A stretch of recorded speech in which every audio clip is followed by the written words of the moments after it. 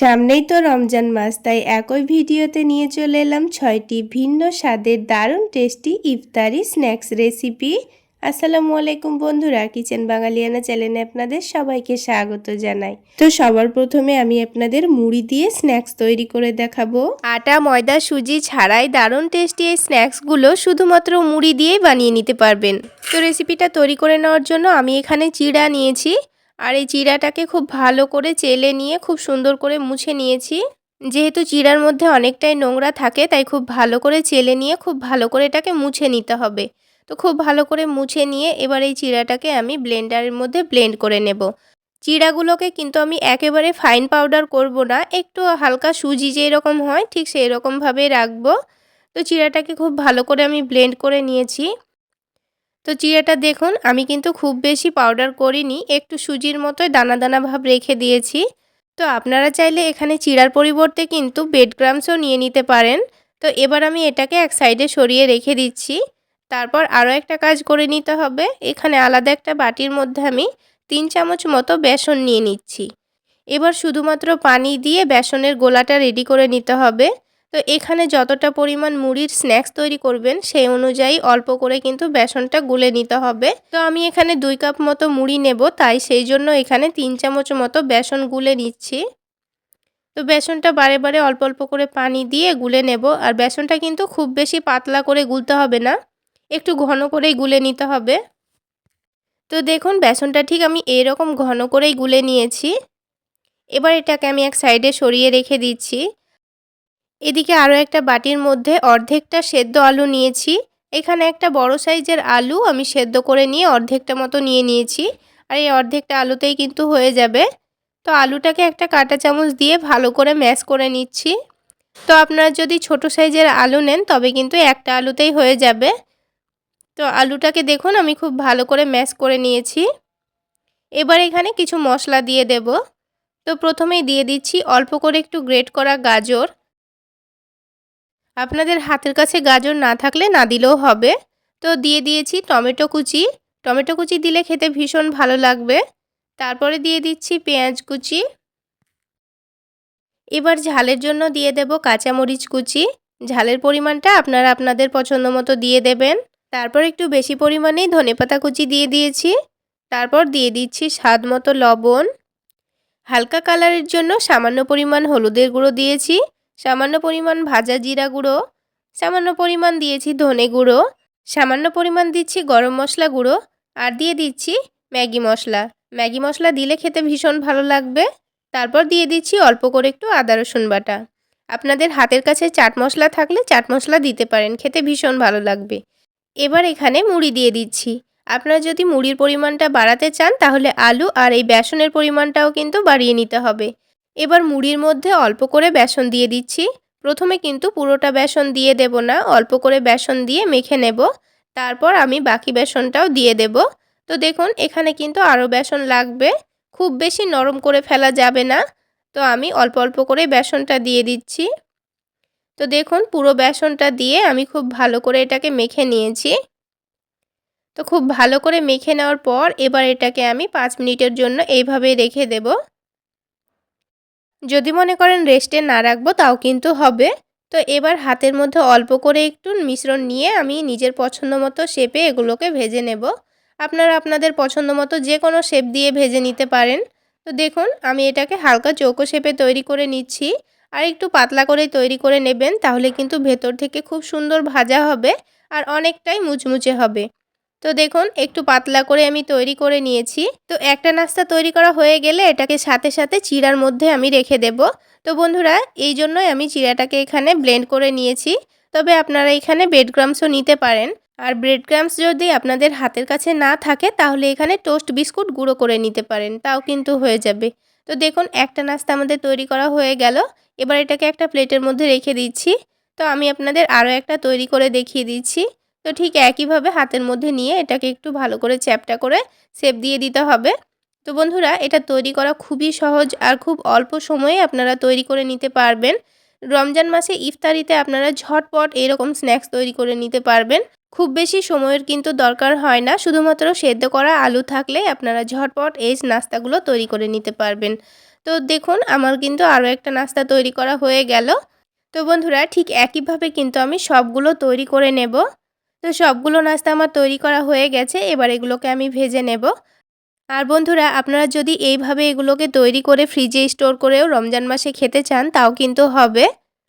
তো এগুলোকে হালকা গরম তেলের মধ্যে আমি একটা একটা করে ছেড়ে দিচ্ছি।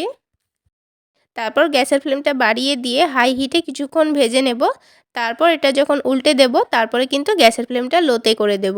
তারপর একটু সময় নিয়ে ভেজে নিতে হবে, তাহলে ভেতরটা খুব সুন্দর ভাজা হবে আর এগুলো অনেকটাই মুচমুচে হবে। তো বন্ধুরা আজকের এই মুড়ি স্ন্যাক্স আপনাদের কেমন লাগলো অবশ্যই কমেন্ট সেকশানে জানাবেন। আর ভালো লাগলে একটা লাইক শেয়ার করে দেবেন। সেই সাথে আমার এই সহজ রেসিপিগুলো যদি ইউটিউব চ্যানেল থেকে দেখে থাকেন চ্যানেলটি সাবস্ক্রাইব করে দেবেন। আর ফেসবুক পেজ থেকে দেখে থাকলে পেজটি ফলো করে দেবেন। তো দেখুন সবগুলো নাস্তাই কিন্তু ভাজা হয়ে গেছে আর খুব সুন্দর কালারও চলে এসছে। এবার একটা একটা করে সবগুলোকে তেলটা ভালোভাবে ঝরিয়ে নিয়ে তুলে নিয়েছি। আর দেখুন দেখতে কতটা লোভনীয় হয়েছে। আর আওয়াজ শুনে নিশ্চয়ই বুঝতে পেরেছেন কতটা মুচমুচে হয়েছে। এবার এটাকে আমি ধনেপাতার চাটনি দিয়ে পরিবেশন করে নিচ্ছি। এবার আমি আপনাদের ডিমের জালি কাবাব তৈরি করে দেখাবো। অসংখ্য জালিযুক্ত ডিমের জালি কাবাব খুবই সহজ পদ্ধতিতে খুব অল্প উপকরণেই তৈরি করে নিতে পারবেন আর খেতেও হবে ভীষণ মজার। তো এই জালি কাবাবগুলো বানানোর জন্য আমি এখানে দুটো সেদ্ধ ডিম নিয়েছি, তার সাথেই একটা সেদ্ধ আলু নিয়েছি। আমি এখানে অল্প করে জালি কাবাবগুলো বানিয়ে নেব, তাই এখানে দুটো ডিম নিয়েছি। আপনারা ডিমের পরিমাণ বাড়িয়ে নিতে পারেন, তবে ডিমের পরিমাণের থেকে আলুর পরিমাণটা একটু কম থাকবে। তো সবার প্রথমে আলুটাকে আমি গ্রেট করে নিচ্ছি। আপনারা চাইলে ম্যাশার দিয়ে ম্যাশ করেও নিতে পারেন। তো আলুটা খুব ভালোভাবে গ্রেট করা হয়ে গেলে এবার এখানে আমি ডিম দুটোকেও গ্রেট করে নেব। তো ডিমটাকে আপনারা চাইলে কুচি কুচি করে কেটে নিতেও পারেন, তবে আমার কাছে ডিম দুটোকে গ্রেট করে নেওয়াই সুবিধা মনে হয়েছে। তো দেখুন ডিম দুটো কিন্তু খুব ভালোভাবে গ্রেট করা হয়ে গেছে। এবার এখানে দিয়ে দেব পেঁয়াজ বেরেস্তা। পেঁয়াজ বেরেস্তা দিলে কাবাবের টেস্টটা যেমন অনেকটাই বেড়ে যাবে, তেমন এই কাবাবগুলোকে অনেক দিন পর্যন্ত স্টোর করে রেখেও খেতে পারবেন। তো পেঁয়াজ বেরেস্তা দেওয়া হয়ে গেলে এবার এখানে কিছু গুঁড়ো মশলা দিয়ে দেব। তো প্রথমেই স্বাদ মতো লবণ দিয়ে দিচ্ছি। তারপর ঝালের জন্য মরিচের গুঁড়ো দিয়ে দিচ্ছি। আমি এখানে অল্প করে মরিচের গুঁড়ো দিয়ে দিচ্ছি, চাইলে আপনারা কাঁচামরিচ কুচিও দিয়ে দিতে পারেন। সামান্য কালারের জন্য হলুদের গুঁড়ো দিয়ে দিচ্ছি। তারপরে দিয়ে দিচ্ছি ভাজা জিরা গুঁড়ো। এবার এই কাবাবের টেস্টটা বাড়িয়ে নেওয়ার জন্য আমি এখানে হাফ টেবিল চামচ পরিমাণ চাট মশলা দিয়ে দিচ্ছি। তবে আপনাদের হাতের কাছে চাট মশলা না থাকলে এখানে অল্প করে একটু বিট লবণ কিংবা গরম মশলা গুঁড়ো দিয়ে দিতে পারেন। এবার এখানে নিয়েছি বেসন। আর এই বেসনটাকে অবশ্যই শুকনো কড়াইয়ে 3 থেকে 4 মিনিট সময় নিয়ে ভেজে নেবেন, তাহলে কাবাবগুলো খেতে ভালো লাগবে। তা না হলে কিন্তু বেসনের কাঁচা গন্ধটা থেকে যাবে আর এই কাবাবগুলো খেতে খুব একটা ভালো লাগবে না। তাই অবশ্যই বেসনটাকে ভেজে নিয়ে তবে এর মধ্যে দিয়ে দেবেন। এবার সব কিছুকে একসঙ্গে খুব ভালো করে মাখিয়ে নিতে হবে। সব কিছু এখানে খুব ভালো করে মাখিয়ে নেওয়ার পর যদি একটু নরম মনে হয় তাহলে অল্প করে একটু চালের গুঁড়ো কিংবা অল্প করে বেসন দিয়ে দেবেন। তো দেখুন এটা কিন্তু খুব সুন্দর করে আমি মাখিয়ে নিয়েছি। খুব বেশি নরমও নেই আবার খুব বেশি শক্তও নেই। তারপরে হাতটা ধুয়ে এসে হাতের মধ্যে খুব ভালোভাবে তেল মাখিয়ে নিয়ে অল্প করে একটু মিশ্রণ নিয়েছি। তারপর আমি কাবাবের শেপ দিয়ে নিচ্ছি। আপনারা আপনাদের পছন্দ মতো যে কোনো শেপ দিয়ে নেবেন। তো আমি এখানে গোল করে একটু চ্যাপ্টা করে শেপ দিয়ে নিচ্ছি আর একটু মাঝারি সাইজের করে নিয়েছি। তো দেখুন বন্ধুরা একটা কাবাব কিন্তু আমাদের তৈরি করা হয়ে গেল। এই কাবাবগুলো তৈরি করা কিন্তু খুবই সহজভাবেই তৈরি করে নেওয়া যাবে। তো আমি আরও একটা কাবাব কিন্তু তৈরি করে নিচ্ছি। তো হাতের তালুতে এভাবে করে একটু গোল করে নিয়ে চ্যাপ্টা করে নিলেই কিন্তু খুব সুন্দরভাবে কাবাবের শেপটা দেওয়া হয়ে যাবে। তাহলে বন্ধুরা আজকের এই কাবাব রেসিপি যদি আপনাদের ভালো লেগে থাকে তাহলে অবশ্যই একটা লাইক শেয়ার করে দেবেন। আর আমার এই সহজ রেসিপিগুলো যদি ইউটিউব চ্যানেল থেকে দেখে থাকেন চ্যানেলটি সাবস্ক্রাইব করে দেবেন। আর ফেসবুক পেজ থেকে দেখে থাকলে পেজটি ফলো করে দেবেন। তো দেখুন সবগুলো কাবাব কিন্তু আমি তৈরি করে নিয়েছি। তো এখন কাবাবগুলো এক সাইডে রেখে দিয়ে এদিকে আরও একটা বাটির মধ্যে দুটো ডিম ভেঙে নেব। তো আমি এখানে দুটো ডিম নিয়েছি। কাবাবের পরিমাণ যদি আপনাদের বেশি থাকে তাহলে ডিমের পরিমাণটাও কিন্তু এখানে বেশি লাগবে। তো বাটির মধ্যে সামান্য পরিমাণ লবণ, অল্প একটু মরিচের গুঁড়ো দিয়ে দিয়েছি। তারপর সামান্য পানি দিয়ে লবণ মরিচটাকে একটু ভালোভাবে মিশিয়ে নেব। তো প্রথমে যদি এইভাবে একটু লবণ আর মরিচের গুঁড়োটা মিশিয়ে নেওয়া হয় তাহলে ডিমটা গুলে নিতে কিন্তু খুবই সুবিধা হবে। আর এইভাবে একটু লবণ আর মরিচের গুঁড়ো দিয়ে যদি এই জালি কাবাবগুলো তৈরি করে নেন তাহলে খেতে কিন্তু ভীষণ ভালো লাগবে। তো আমি এখানে দুটো ডিম ভেঙে নিয়েছি। এবার এই ডিমটাকে খুব ভালোভাবে ফেটিয়ে নেব। আর দেখুন বন্ধুরা, লবণ মরিচটা আগে গুলে নেওয়ার জন্য কিন্তু ডিমের মধ্যে খুব ভালোভাবে মিশে গেল। তো আমাদের কিন্তু ডিমের মিশ্রণটা এখন একেবারে রেডি হয়ে গেছে। এবার কাবাবগুলো তৈরি করে দেখিয়ে দিচ্ছি। তো এখান থেকে একটা কাবাব নিয়ে আমি ডিমের মধ্যে খুব ভালোভাবে ডুবিয়ে নেব। তো প্রথমে ডিমের মধ্যে খুব ভালোভাবে ডুবিয়ে নিয়ে তারপর এটাকে তেলের মধ্যে ছেড়ে দিতে হবে। তো আমি হাত দিয়ে কাজটা করে নিচ্ছি। তারপর এটাকে তেলের মধ্যে দিয়ে দিতে হবে। আর হাত দিয়ে অল্প অল্প করে এইভাবে করে ছিটিয়ে ছিটিয়ে দিচ্ছি। আর দেখুন তেলের মধ্যে কিন্তু খুব সুন্দর একটা ডিমের জালি তৈরি হয়ে যাচ্ছে। তো ঠিক এইভাবেই কাজটা করে নিতে হবে। আর বন্ধুরা, তেলটা কিন্তু আমার এখানে একটু হালকা গরম হয়েছে, কিন্তু আপনাদের তেলটাকে একটু ভালোভাবে গরম করে নিতে হবে। তারপর গ্যাসের ফ্লেমটা মিডিয়ামে রেখে কাবাবগুলো ভেজে নিতে হবে। আর দেখুন বন্ধুরা, জালিগুলো কিন্তু চারিদিকে ছড়িয়ে গেল। এটা কিন্তু ছাকনা দিয়ে আমি খুব ভালোভাবে এক জায়গায় গুছিয়ে দিয়েছি। তো এটাকে উল্টে দিয়ে এক সাইডে রেখে আরও একটা কাবাব তৈরি করে নিচ্ছি। তবে আপনাদের সুবিধা মতো এখানে একটা কিংবা দুটো করে কাবাব তৈরি করে নেবেন। তো আরও একটা কাবাব ঠিক একইভাবে দেওয়ার পর দেখুন আমি এবার আবারও ছাকনা দিয়ে জালিগুলোকে এইভাবে করে গুছিয়ে দেব। তারপর এটাকে উল্টে দেব। আর তারপর গ্যাসের ফ্লেমটা মিডিয়ামে রেখে আমি এই কাবাবগুলোকে ভেজে নিয়েছি। তা না হলে উপরে ডিমটা কিন্তু পুড়ে যেতে পারে। তো দেখুন বন্ধুরা, কত সুন্দর জালি তৈরি হয়েছে। আর বন্ধুরা, আপনাদের বোঝার সুবিধার্থে আরও দুটো কাবাব তৈরি করে দেখিয়ে দিচ্ছি। ঠিক একইভাবে ডিমের মধ্যে ডুবিয়ে নিয়ে আমি তেলে ছেড়ে দিয়েছি। এবার দেখুন তেলটা কিন্তু আগের থেকে একটু ভালোভাবে গরম হয়ে গেছে, সেই জন্য জালিগুলো খুব সুন্দর হচ্ছে। আর তেলটা উপর থেকে এইভাবে একটু ছড়িয়ে ছড়িয়ে দেবেন, তাহলে কিন্তু জালিগুলো আরও ভালো তৈরি হবে। তো দেখুন প্রথমে জালিটার থেকে কিন্তু এই পরের জালিটা অনেকটাই সুন্দর হয়েছে। ঠিক একইভাবে এটাকে উল্টে দিয়ে আরও একটা আমি কাবাব তৈরি করে নিচ্ছি। আর দেখুন বন্ধুরা, খুব সুন্দর জালি কিন্তু তৈরি হয়েছে। এর ওপর থেকে একটু তেল ছড়িয়ে দিলে কিন্তু আরও ভালোভাবে জালিটা তৈরি হয়ে যাচ্ছে। তো ঠিক একইভাবে আমি সবগুলো কাবাব তৈরি করে নেব। এই কাবাবগুলো ভাজতে কিন্তু খুব বেশি সময় লাগে না, 3 থেকে 4 মিনিটের মধ্যে কিন্তু ভাজা হয়ে যায়। তো এবার তেলটাকে ভালোভাবে ঝরিয়ে নিতে হবে। তারপর এটাকে আমি একটা কাগজের ওপর রেখে দিচ্ছি। তাহলে বন্ধুরা, এই রমজান মাসে আমার রিকোয়েস্ট রইল, একবার হলো এভাবে জালি কাবাব তৈরি করে খেয়ে দেখবেন। খেতে কিন্তু ভীষণ মজার হয়।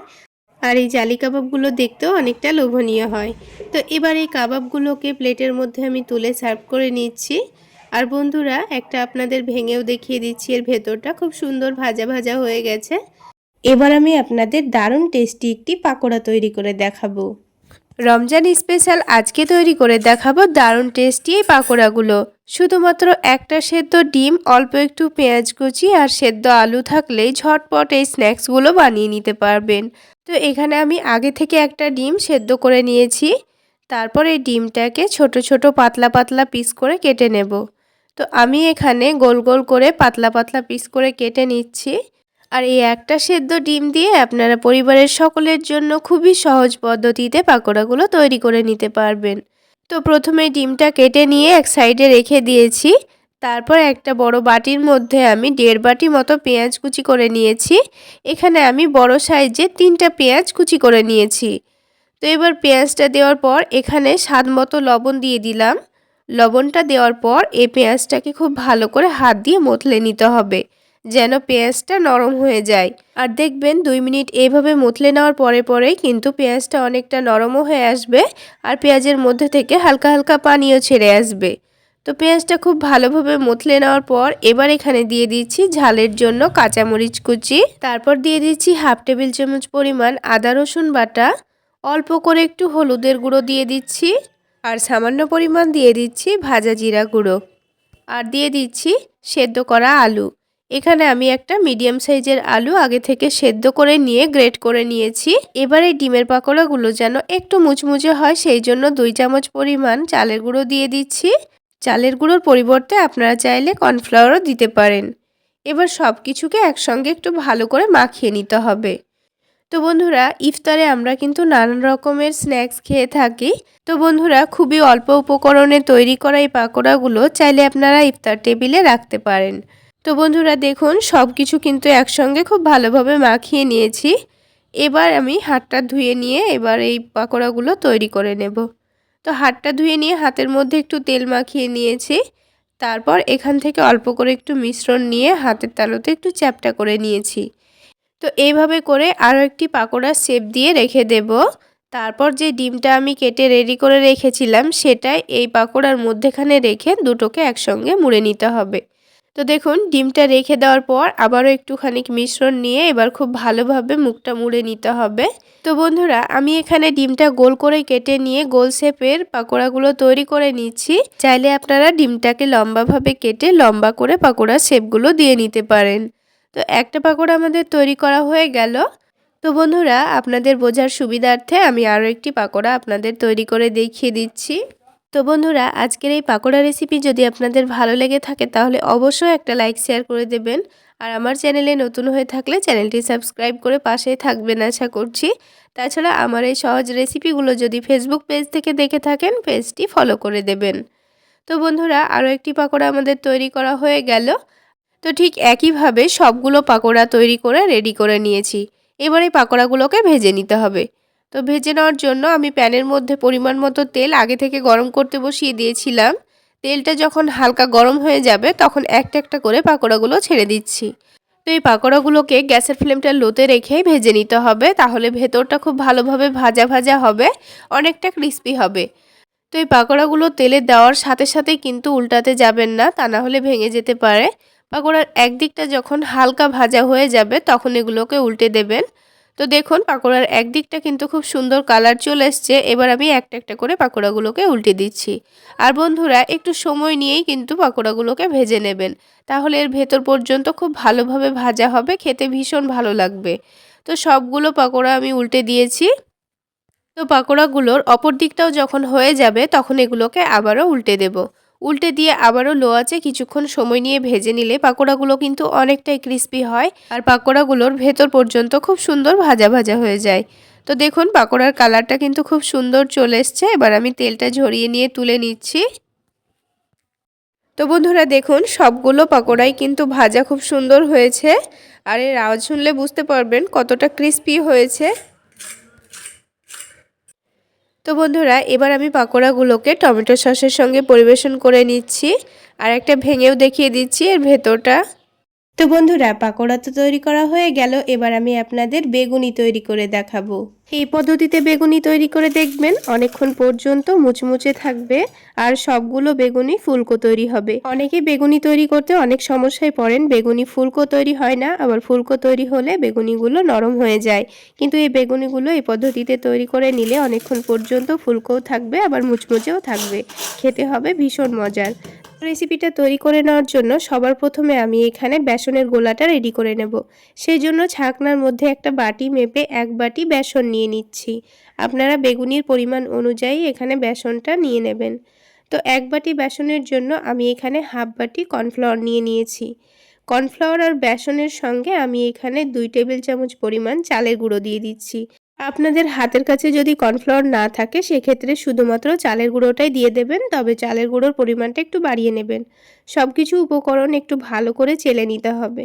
ব্যাটারটা রেডি করার সময় যদি এভাবে চেলে নেন তাহলে কিন্তু ব্যাটারটা রেডি করতে খুবই সুবিধা হবে, খুবই স্মুথভাবে ব্যাটারটা তৈরি হবে। তো শুকনো উপকরণগুলো চেলে নেওয়ার পর এবার এখানে কিছু গুঁড়ো মশলা দিয়ে দেব।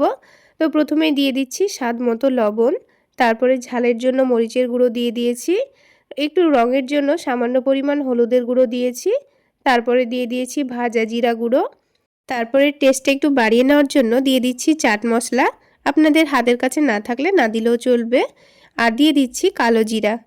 এবার এই মশলাগুলোকে আবারও বেসনের সঙ্গে খুব ভালোভাবে মিশিয়ে নেব। তো সব কিছু খুব ভালোভাবে মিশিয়ে নেওয়া হয়ে গেছে। এবার এখানে অল্প করে আদা রসুন বাটা দিয়ে দিচ্ছি, তারপর অল্প অল্প করে পানি দিয়ে একটা ব্যাটার রেডি করে নিতে হবে। তো এখানে ব্যাটারটা তৈরি করার সময় কিন্তু একেবারে খুব বেশি পানি দিয়ে ফেলা যাবে না, বারে বারে অল্প অল্প করে পানি দিয়ে ব্যাটারটা তৈরি করে নিতে হবে।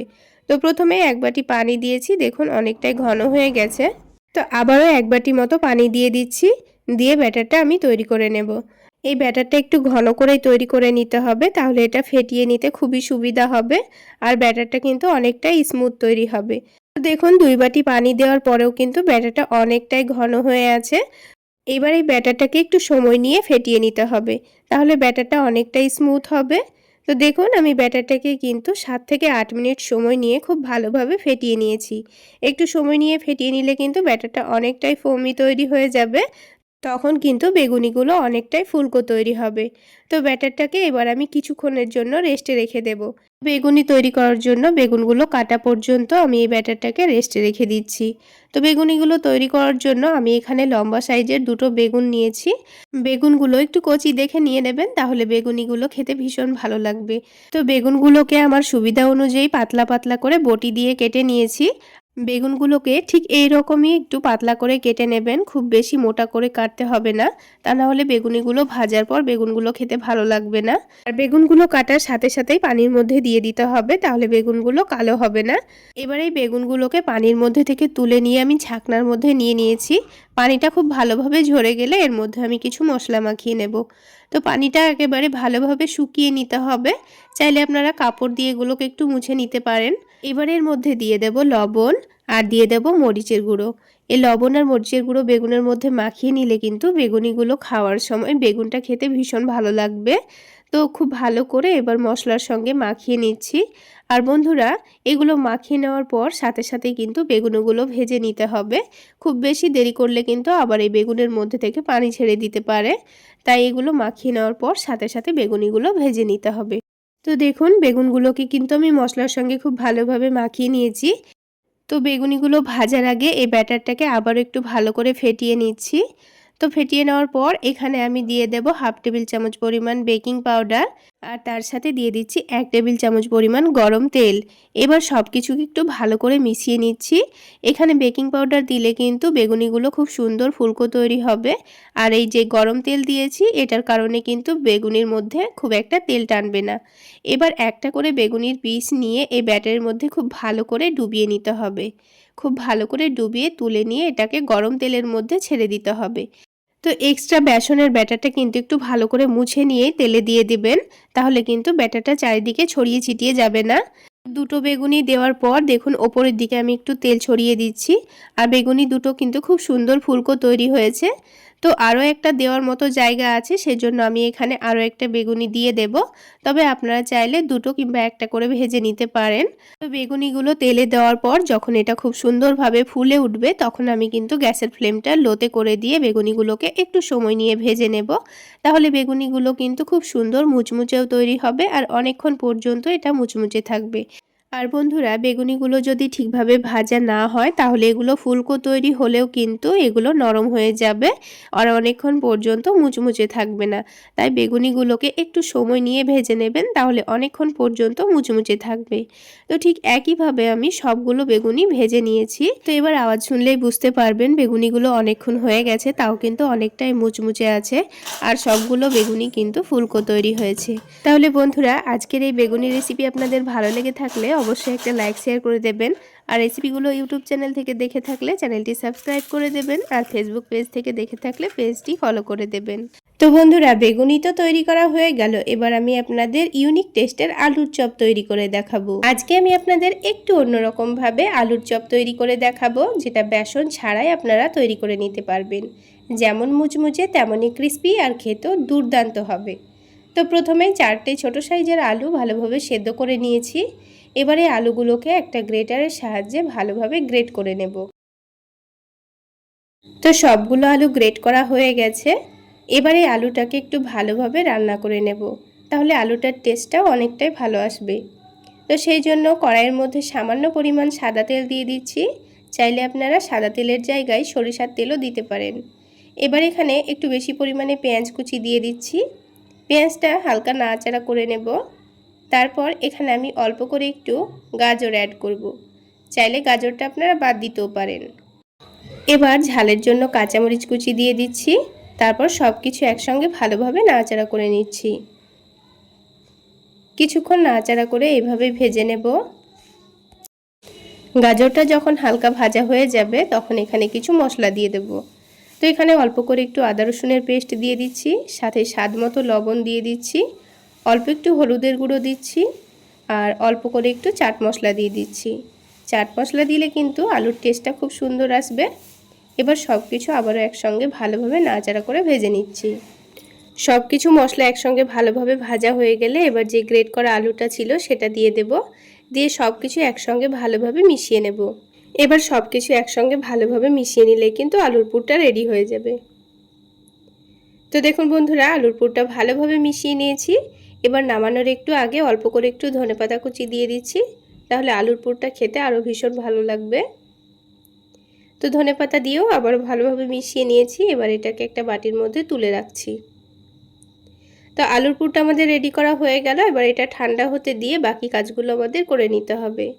তো তার জন্য আলাদা একটা প্লেটের মধ্যে 3 টেবিল চামচ পরিমাণ কর্নফ্লাওয়ার নিয়ে নিচ্ছি। কর্নফ্লাওয়ারের পরিবর্তে আপনারা চাইলে চালের গুঁড়োও নিতে পারেন। তারপরে এখানে 2 টেবিল চামচ পরিমাণ ময়দা নিয়ে নিচ্ছি। এবার অল্প করে একটু লবণ দিয়ে দেব, দিয়ে অল্প অল্প করে পানি দিয়ে একটা পাতলা ব্যাটার তৈরি করে নেব। খুব বেশি ঘনও হবে না, আবার অনেকটা পাতলাও হবে না। তো একটা হ্যান্ড উইক্সের সাহায্যে আমি সব কিছু একসঙ্গে ভালোভাবে মিশিয়ে নিচ্ছি। চাইলে আপনারা কাঁটা চামচ দিয়েও মিশিয়ে নিতে পারেন। এই ব্যাটারের মধ্যে যেন একটুও দলাভাব না থাকে। তো কিছুক্ষণ মিশিয়ে নেওয়ার পর দেখুন ব্যাটারটা কিন্তু আমাদের রেডি করা হয়ে গেছে। আর আলাদা একটা প্লেটের মধ্যে অল্প করে একটু টোস্ট বিস্কুট গুঁড়ো করে নিয়েছি। আপনারা চাইলে বাজার থেকে ব্রেড ক্রাম্বসও কিনে নিতে পারেন। টোস্ট বিস্কুটের গুঁড়ো দিয়েও কিন্তু খুব সুন্দর মুচমুচে হবে। এবার যে আলুটা রেডি করে রেখেছিলাম, আলুটা কিন্তু আগের থেকে অনেকটাই ঠান্ডা হয়ে গেছে। তো চপগুলো আমি মিডিয়াম সাইজের তৈরি করে নেব, সেই জন্য অল্প করে একটু মিশ্রণ নিয়ে হাতের মধ্যে লম্বা করে একটু পাতলা করে নিচ্ছি। আপনারা আপনাদের পছন্দ মতো যে কোনো শেপ দিতে পারেন। তো দেখুন একটা কিন্তু আমার তৈরি করা হয়ে গেল। এটা একটু কাটলেটের মতো শেপ দিয়েছি। আপনারা চাইলে গোল করে চপের মতো শেপ দিতে পারেন। এবার এটাকে বিস্কুট গুঁড়োর মধ্যে ভালোভাবে কোট করে নিয়েছি। তারপর যে কর্নফ্লাওয়ারের মিশ্রণটা রেডি করেছিলাম সেটাতে ভালোভাবে ডুবিয়ে নেব। তারপর এটাকে তুলে নেব। তো চামচের সাহায্যে এটা ভালোভাবে উঠছিল না, ভেঙে যেতে পারে, সেজন্য আমি হাত দিয়ে তুলে নিয়েছি। তো হাত দিয়ে তুলে নিয়ে আবারও এটাকে বিস্কুট গুঁড়োর মধ্যে ভালোভাবে কোট করে নেব।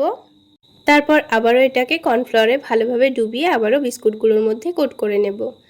তো আমি চপগুলোর মধ্যে ডবল কোটিং করে নিচ্ছি, তাহলে এই চপগুলো অনেকটাই ক্রিস্পি মুচমুচে তৈরি হবে।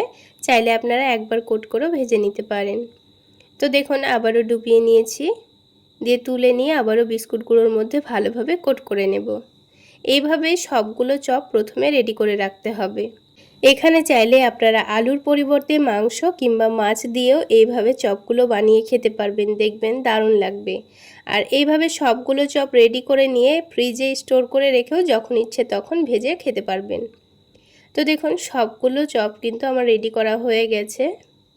এবার এগুলোকে আমি সাথে সাথে ভেজে নেব। তো ভেজে নেওয়ার জন্য প্যানের মধ্যে পরিমাণ মতো তেল দিয়ে দিচ্ছি।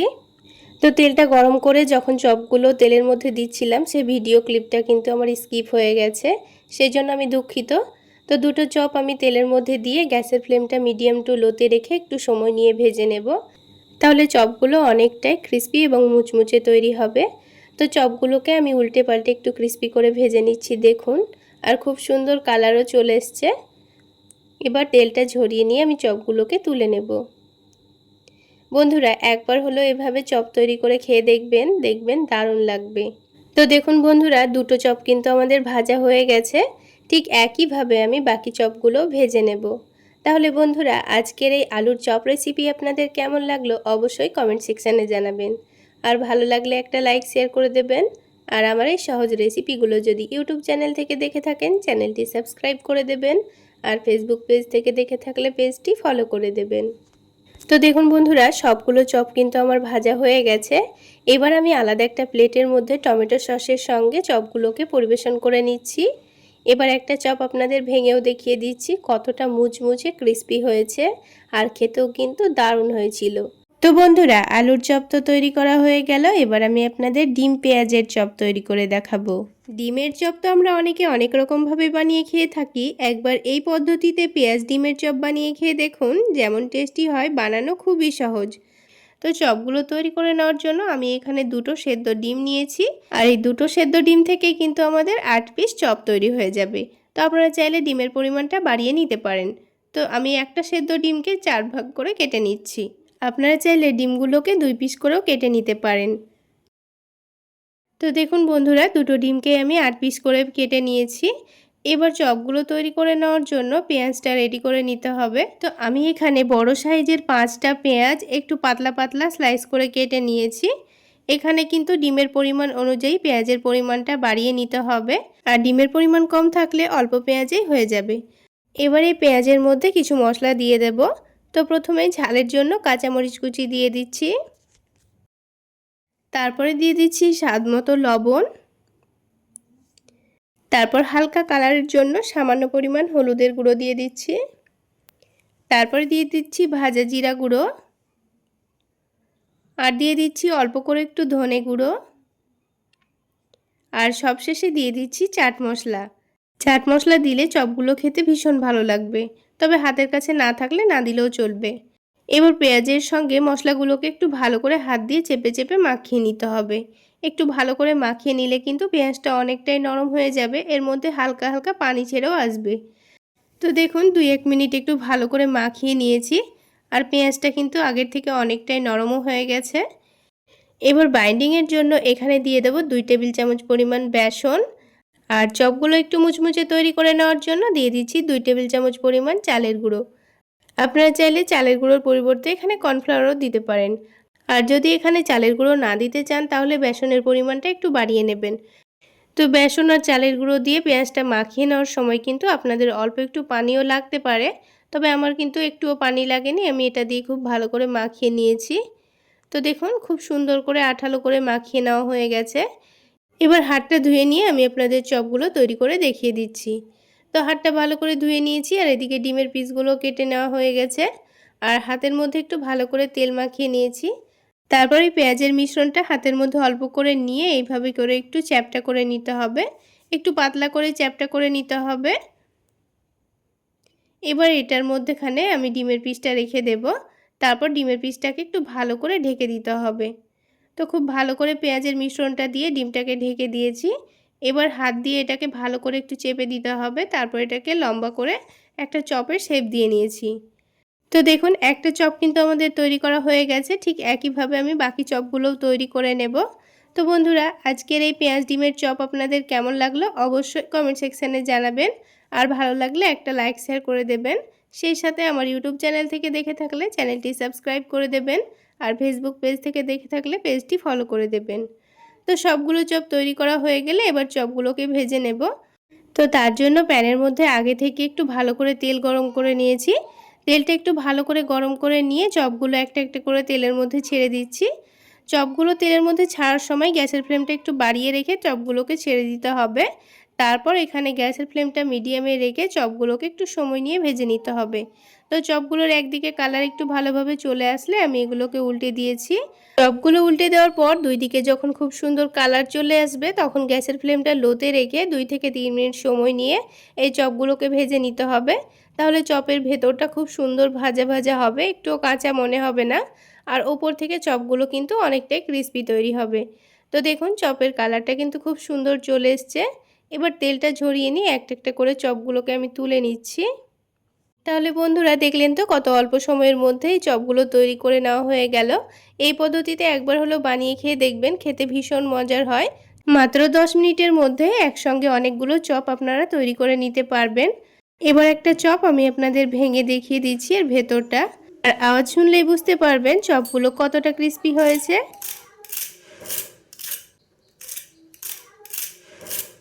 তাহলে বন্ধুরা আজকে এই পর্যন্ত, সকলে অনেক বেশি ভালো থাকবেন, সুস্থ থাকবেন। দেখা হচ্ছে আরও একটি নতুন রেসিপি নিয়ে নেক্সট এপিসোডে।